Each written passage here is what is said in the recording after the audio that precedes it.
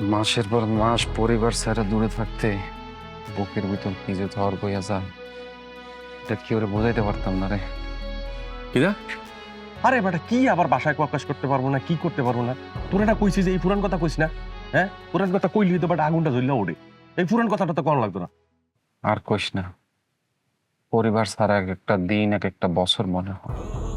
দিনের পর দিন শুধু দিন গুনি, কবে ছুটি পাবো, কবে বউর কাছে যাবো, মায়ের মুখটা দেখবো, বউটার একটু বুকের মধ্যে জড়াই দিয়ে আদর করবো, মায়ের হাতের রান্না মনটা ভইরা খামো। দিনগুলা গুনতে গুনতে যখন অবশেষে বাড়ির উদ্দেশ্যে রওনা দিই, বাড়িতে আসার পর এক একটা দিন এক একটা বছর মনে হয়। বাড়িতে আসার যে আনন্দটা, সেই আনন্দটা মাটি হয়ে যায়, সব আবেগ পদ্মার পানিতে ভাইসা যায়, আর বুকটা ভাইসা যায় বেদনার পানিতে। কি রে, আমার দুঃখের কথা কইতাছি, তুই আমার সান্ত্বনা দিবি না উল্লে তুই নিজেই কাঁদতাছস? তোরে আমি কইছিলাম যে এই পরিবারের কথা কইস না, এই পরিবারের দুঃখের কথা কইস না। তোর পরিবারের কথা কইলে না আমার পরিবারের কথা মনে হইছে কে? আর মনে হইলে তো মনে করছে এই দুঃখ কষ্ট সব পাইছে ওটা সামনে। তুই এত কথা কইল লেখা কস, এত পরিবার নিয়ে মনে করছে এত কষ্টের কথা কেন কবি? তুই শহর থেকে আইসস, মনে করছো দুইজনে মিলে একটা আড্ডা করাম, মাস্তি করাম, আইয়ে মনে করছো পরিবারের কথা কইয়া লইছস। এগুলো কইস না। কইছি যে পদ্মার ফার্ম যাম, যাইয়া কোনো রকম মনে করছো অন্য একটা কাটাই দেন। তুই এই পদ্মার কথা কইস না, কষ্টের কথা আর কইস না, বুঝছিস নি? চল আয়।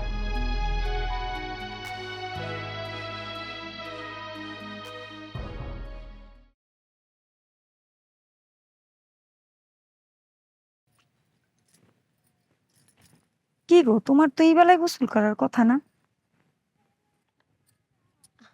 কেন ভাবি? মানুষ তো দুপুর বেলায় গোসল করে, আমার তাইলে কোন বেলায় গোসল করার কথা? আগা বেলায়? আগা বেলায়? ফজর বেলায় গোসল করতে হইব লোকচক্ষুর আড়ালে।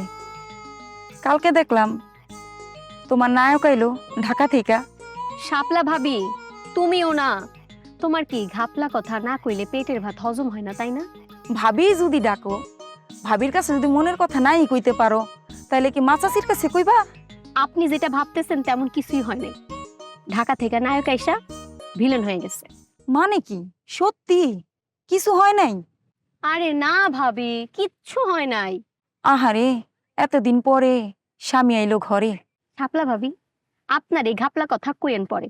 চলেন এখন গিয়ে ডুব দিয়ে আসি, আমার আবার একা একা পানিতে ডর লাগে। আচ্ছা লও।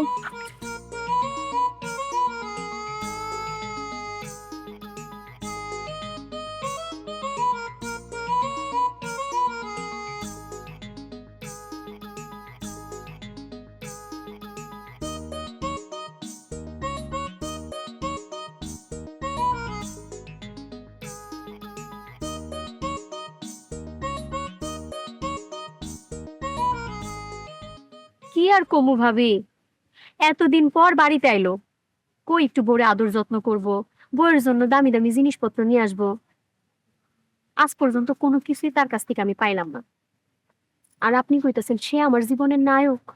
হুঁ, আমার তো মনে হয় সে আমার জীবনের একমাত্র ভিলেন। আর এই ভিলেন হওয়ার পিছনের একমাত্র কারণ কেটা জানেন?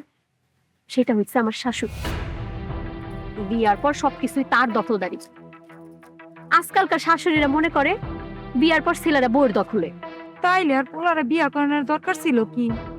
মায়েরা ছেলে বাইন্দা রাখলেই হইতো। আমিও তো সেই কথাটাই কইতাছি। তবে যাই কও ভাই, এখনই কিন্তু সময়। মায়ের আসল থেকে নিজের আসলে বানতে হইব, নইলে কিন্তু পরে কিন্তু পস্তাইতে হইব। কেমনে যে কি করি কিছুই বুঝে উঠতে পারতেছি না ভাবি। শোনো, একটা আসল বুদ্ধি দিই। পুরুষ মানুষ কন্ট্রোল করা খুব কঠিন, আবার খুব সহজ। শুধু একটা রাস্তা থাকতে হয়। রাস্তাটা হইল, তাকে যখন প্রয়োজন সুযোগটা তখন কাজে লাগাইতে হইব। তোমার কাছে কিন্তু তার আইতেই হইব। এতদিন পরে আইসে ঢাকা থেকে, তোমার না পাইলে কি হইব? তখনই সুযোগটা কাজে লাগাইবা, নিজের চাওয়াটা আদায় করে লইবা।